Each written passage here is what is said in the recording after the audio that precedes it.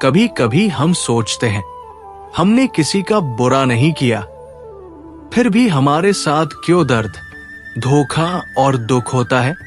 जो लोग सच्चाई से चलते हैं, ईमानदारी से जीते हैं, दूसरों का भला चाहते हैं, उन्हीं के हिस्से ज्यादा आंसू क्यों आते हैं? इस सवाल का जवाब भगवान श्री कृष्ण बहुत सहजता से देते हैं, कभी मौन रहकर तो कभी गीता के शब्दों में। कृष्ण कहते हैं, तुम्हारा कर्म अच्छा है इसलिए तुम्हें आजमाया जाता है। दुनिया अक्सर कमजोर धागे को नहीं बल्कि मजबूत पुल को ही परखती है। ईश्वर भी उसी को चुनता है जो सहने की क्षमता रखता है, जो टूटकर भी दूसरों को जोड़ सके। अर्जुन भी तो अच्छा था, धर्म के मार्ग पर था, कभी किसी का बुरा नहीं किया, फिर भी महाभारत की सबसे कठिन लड़ाई उसी को लड़नी पड़ी। क्यों? क्योंकि कृष्ण उसे चुनते हैं, क्योंकि वो जानता है कि अच्छे लोग ही बदलाव की नींव होते हैं। उन्हें तकलीफ मिलती है ताकि वो दूसरों के लिए दृष्टि बन सके।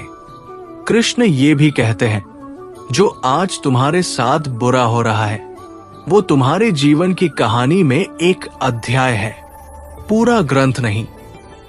दर्द का आना तय है, पर उसका कारण तुम समझो। कभी वो तुम्हें बचा रहा होता है, कभी निखार रहा होता है, कभी किसी से रिश्ता टूटता है, तो कभी मेहनत के बाद भी असफलता मिलती है। लेकिन कृष्ण मुस्कुराकर कहते हैं, तुम्हें जो नहीं मिला वो मेरे पास सुरक्षित है। सही समय के लिए।